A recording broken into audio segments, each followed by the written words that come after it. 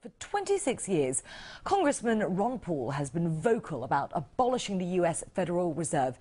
He's written a new book called End the Fed, in which he explains why inflating the American currency will have tragic financial consequences. Well, RT's Marina Portnaya sat down with him in New York to discover why he blames the Fed for, quote, almost everything.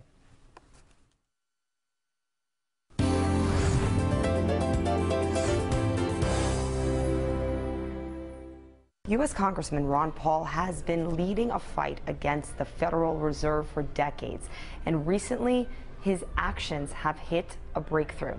Joining me now here in New York City is the Congressman himself, Ron Paul. Thanks for sitting down with us during your brief visit here. Thank you. I'd like to begin by asking you about a piece of legislation you've introduced into the House of Representatives. It would require broad congressional auditing of how the Federal Reserve conducts its monetary policy. 2/3 of the House is co-sponsoring this piece of legislation. Obviously a big breakthrough for you. Let's talk about what exactly it means for Americans. The bill technically removes all the prohibitions to the Congress for not looking into the Federal Reserve. They're allowed to audit the Federal Reserve except for the important things that they don't want to be audited for. And this removes those prohibitions. And they more or less have tried, people have talked about doing this ever since the Federal Reserve was established in 1913, but it's never gotten very far. But like you say, we have more than 2/3. 2/3 is 280, and we have 295. And I believe that's a reflection of the seriousness of our economic crisis and the lack of oversight that the Congress has done, you know, either for the TARP funds or now for what the Federal Reserve does. A lot of people just didn't pay attention to the Federal Reserve because as long as things were rocking along rather well, nobody worried too much. But now that we're in a serious crisis, they are looking to try to understand the monetary system and the financial system, and they're looking in the right place, and that is the Federal Reserve. But the reality is you introduced this bill more than a quarter of a century ago, in 1983. What has taken so long for your colleagues to get on board and actually move forward? Because people weren't worried enough. And back then I was worried. I got concerned out of the 70s and, you know, with the breakdown of the Bretton Woods, and that's why I actually ran for Congress to talk about the financial situation and that it would get out of hand. It would cause too much debt and too much growth of government. It would encourage our building of our empire. And yet people never felt panicked enough. Today, they have felt very concerned about what's happening, and that's why we've gotten the support. I wasn't able to convince my colleagues of it as much as the people in this country heard about it, and they lobbied their own congressmen, and that's how we got so many co-signers on the bill. As it turns out, the Obama administration is actually pushing to give the Federal Reserve more powers and more authority to supervise, possibly in secrecy. I can imagine you find this very disconcerting. The fact that they want to give them even more power, yeah, it's rather ironic. I blame the Fed for almost everything, at least the basic flaw of the inflationary bubbles that we have. And here, the people who misunderstand it all said, well, we didn't have enough regulations. The Federal Reserve didn't have enough power. Let's give them more power. It makes no sense whatsoever, because I believe in a free market, and there are different ways you regulate in a free market. You allow companies to go bankrupt, and you don't tax the successful people. So we have done exactly the opposite. This whole idea that we would give the Federal Reserve more power, it doesn't make any sense at all. It may come as no surprise that the Federal Reserve is opposed to your piece of legislation, arguing that it would weaken the bank's independence and hamper central banks' ability to protect financial systems. Are you surprised by their comment? Not really. From their viewpoint, that may be the case. If we find out what they're doing, it's going to hinder them in taking care of their friends, not in taking care of the American people. They say they need independence and secrecy to protect the public interest. But how could a secret bank of 7 people doing monetary policy, inflating the currency and fixing interest rate and bailing out their friends be in the public's interest? So no, to protect their system, they want total secrecy. They call it independence, but what they're really talking about is secrecy.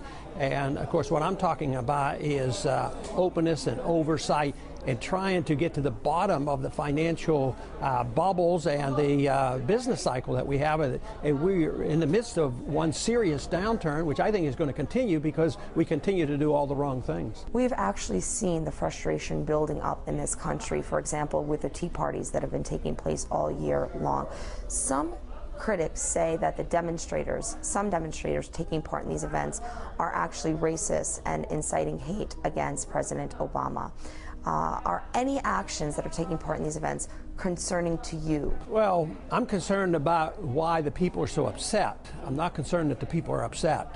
They're upset, they're angry, they're confused, and they're directing their attention in the right place, like the Federal Reserve and to Washington and spending and debts and the takeover of health care. And I think that's very, very healthy. I'm concerned because Washington doesn't respond to them. But because of this climactic end to a system of government that has been going on for 30 or 40 years of spending and borrowing and inflating, that's coming to an end. And people are scared to death because they're not only are the people who have to pay the bill scared that they're going to go broke because we tax the banks that didn't get into trouble to bail out the banks that did get into trouble. But the people who receive free services from the government, which means they took it from somebody else, the people who pay, they're scared to death because they know their standard of living is going down. Good people lose their jobs. And at the same time, the people on the receiving end, they realize that the government doesn't have much anymore. The credibility is gone. So this is a climactic event that's happening, and we won't be forced to go along with the status quo. It can't happen. We have to decide in this country one way or the other. We either have to decide that freedom works, the market works, sound money works, our Constitution is worthwhile, or we march on to some socialistic, dictatorial, authoritarian government. And right now, everything in Washington is moving in that direction. Let's switch gears for a sec and discuss foreign policy, specifically concerning Iran. You've said that the recent actions taken by the international community against Iran is warmongering, and this revolves around the secret nuclear plant that was recently discovered. How so? I don't like what's going on because I don't think it's in our interest. It's not in America's interest to go and antagonize and try to stir up trouble.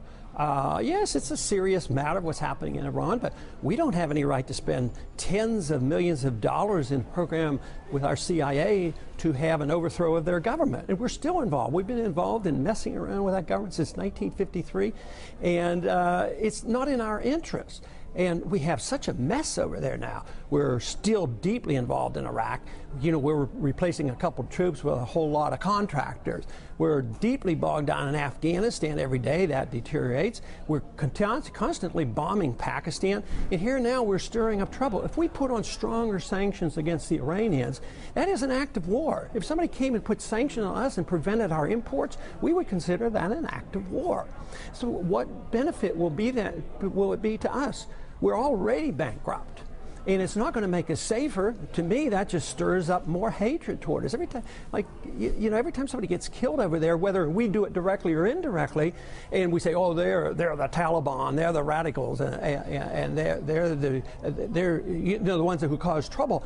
They don't know that. I mean, they're people who are, in the 1980s, they were our friends. And we were allies with them and trying to keep the Soviets out of there. But every time somebody's killed over there and we get blamed, that's just more hatred directed toward us. It drives us further into bankruptcy. So the end of our empire must come for moral reasons, for constitutional reasons, but mostly economic reasons. It will come, and that contributes to this anger and frustration that so many people feel in this country. The majority of the American people don't even support putting more troops in Afghanistan. Of course, my position is much different. It's not that I don't want more troops in Afghanistan. I want them all to come home. And that, to me, is what would be in the best interest of the United States. So if you feel that this new second nuclear plant is not such a risk to the international community, why do you think Russia has taken the actions it's taken and aligned itself a little bit more with the U.S.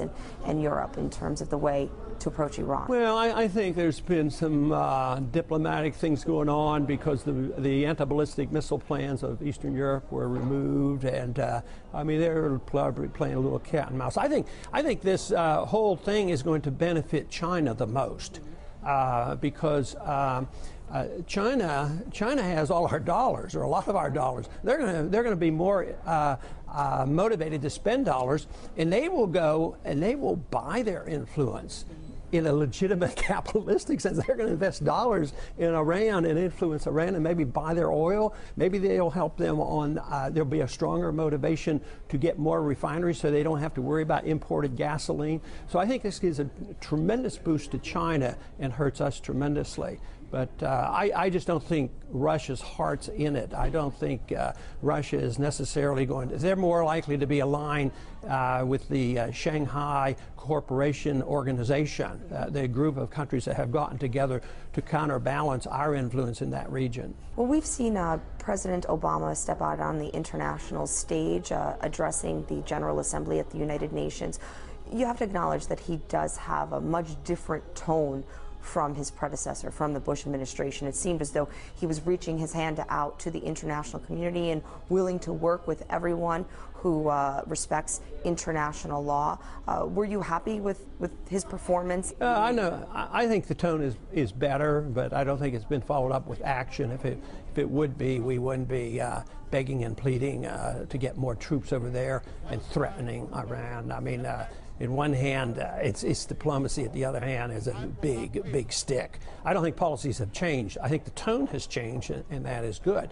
But sometimes when the tone changes, it disarms the people. So the anti-war people in this country then let their guard down and say, Obama is great. He's talking. He talks more softly, and this is very good. So we don't want to criticize him at this time. At the same time, we move closer to a much greater conflict in the region. That's what I worry about. Let's talk about why you actually are here in New York City. Your book has become so popular, your book and the Fed, that it's still a widespread bestseller, and you're here for a book signing, conducting interviews all day long. Are you surprised that this movement that you inspired so many years back is still gaining so much momentum? I don't think it's as much about me, except I'm delivering a message that they've been waiting for, to bring a lot of people together who have been frustrated about politics, sick of Republicans and Democrats, and all of a sudden hearing the message that they have believed in, believing in the rule of law, the Constitution, personal liberty, economic prosperity coming from the market rather than from government. And now there's been a lot of people I have found that have thought about and studied the Federal Reserve. It's excited young people in colleges that are inheriting a bad situation. So I think it's all come together, and if they still want to hear this message, I'm willing to deliver it.